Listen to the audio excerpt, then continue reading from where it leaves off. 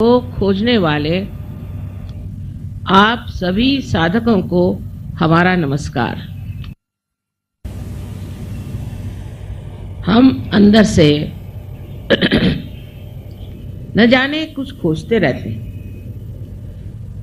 संतोष हमारे अंदर नहीं और कोई भी चीज बर्दाश्त करने की हमारे अंदर शक्ति नहीं है। सो ये जान लेना चाहिए कि हमारे अंदर ये असंतोष, ये तकलीफें, ये परेशानियां, चिंता, ये क्यों है? इसका कारण हमारा मन है। और ये जो मन जिसे हम कहते हैं, ये हमने ही बनाई हुई एक संस्था है। ये संस्था हमने दो प्रतिक्रियाओं से बनाई है। एक तो हमारे अंदर जब अहंकार हो जाता है तो उस अहंकार के कारण हम प्रतिक्रिया करते हैं। कोई हमारा अपमान करे या किसी पर हमें गुस्सा हो या हम किसी को नाश करना चाहें, इस सब चीज़ों से एक हमारे अंदर विचारों का बड़ा भारी तूफान उठ जाता है और उसी के बुलबुले तैयार हो जाते हैं। और दूसरी तरफ हमारी प्रतिक्रिया होती है वो हमारे संस्कारों से। सुसंस्कार कम है, कुसंस्कार ज्यादा। उन संस्कारों के कारण भी हमारे अंदर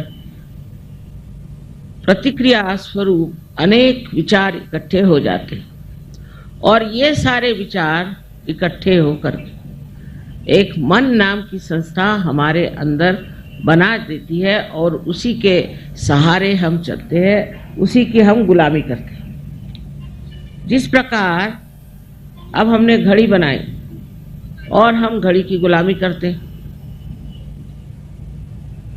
हम घड़ी की गुलामी करते हैं और उस गुलामी के सहारे हम बंधे चले जाते हैं। हमने कंप्यूटर बनाया, अब उसकी गुलामी करते हैं।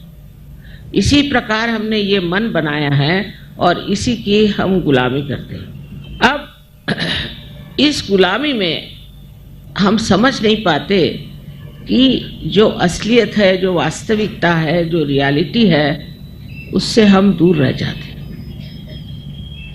इसी तरह से इस मन से परे जाना चाहिए।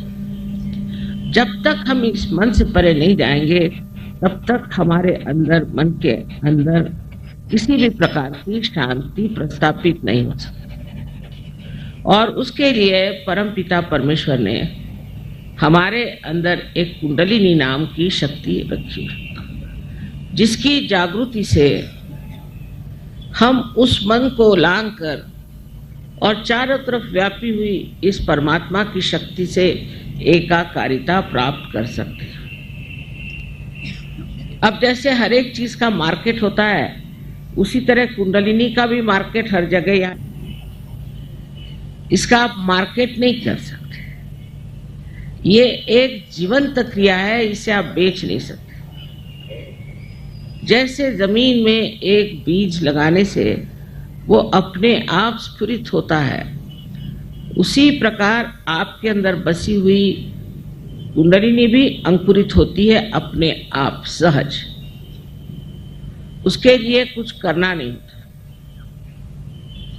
उसके लिए पैसा तो छोड़िए, कोई व्यर्थ का सायास भी नहीं करना पड़ता। घर छोड़ो, संन्यास लो, फलाना करो, ढिकाना करो, तपस्या करो आदि कोई चीज करने की जरूरत नहीं, क्योंकि इस कलयुग में किसी के पास इतना समय भी नहीं।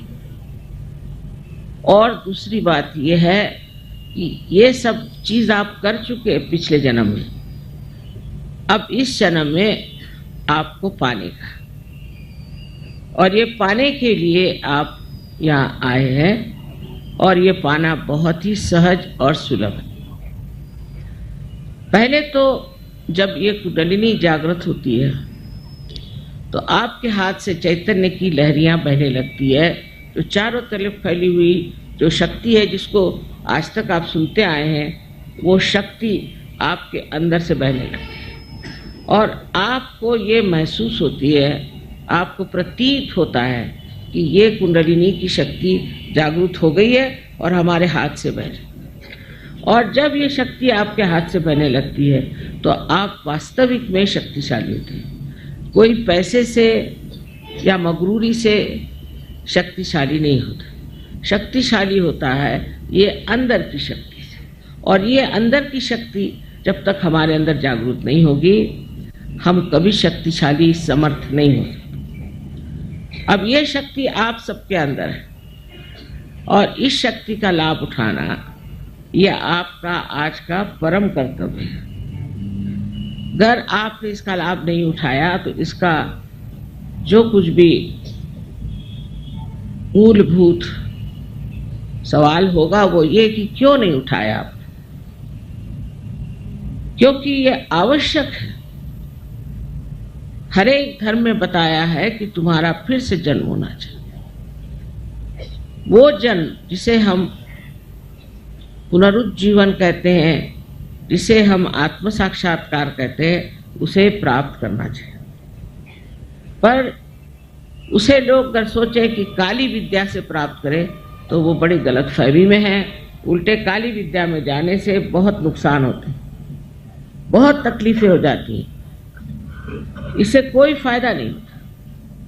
उल्टे आपके पैसे चले जाते हैं और आपको कोई न कोई बीमारियां लग जाती हैं।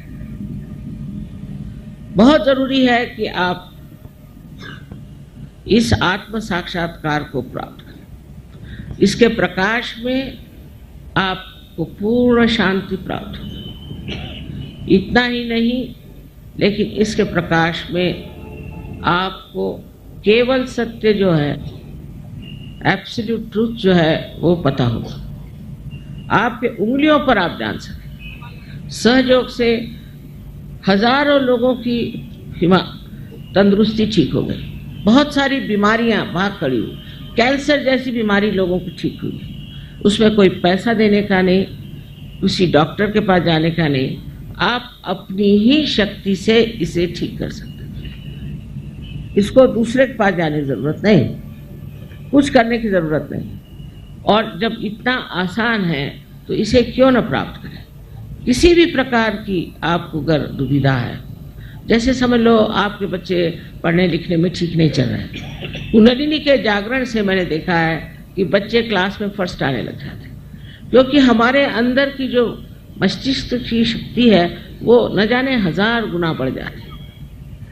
मनुष्य जो है असल में चरित्रवान और धार्मिक होता है, असल में, नकली नहीं तो सवेरे जाओ मंदिर में और शाम को और सबको मारो पीटो करो। वास्तविक में धार्मिक वो अंदर से हो जाता है। और ये धर्म जो है सारे विश्व में एक ही धर्म है, और वो धर्म है प्यार का, प्रेम का, करुणा का। आज तक हमने प्रेम की शक्ति को कभी भी उपयोग में नहीं लाया, इसलिए सारे प्रश्न खड़े हुए। इस प्रेम की शक्ति को अपने अंदर जब हम जागरूक कर लेते हैं तो फिर हम समझते हैं कि हम कितने वैभवशाली हैं और हमारे अंदर न जाने हजारों तरह की शक्तियाँ संचरित होती हैं। जैसे आप दूसरों को भी जागृति दे सकते हैं, दूसरों को भी बीमारी ठीक कर सकते हैं, दूसरों का भी आप भला कर सकते हैं और उनको शांति दे सकते हैं। इसको कुछ ज़्यादा सीखना नहीं पड़ता।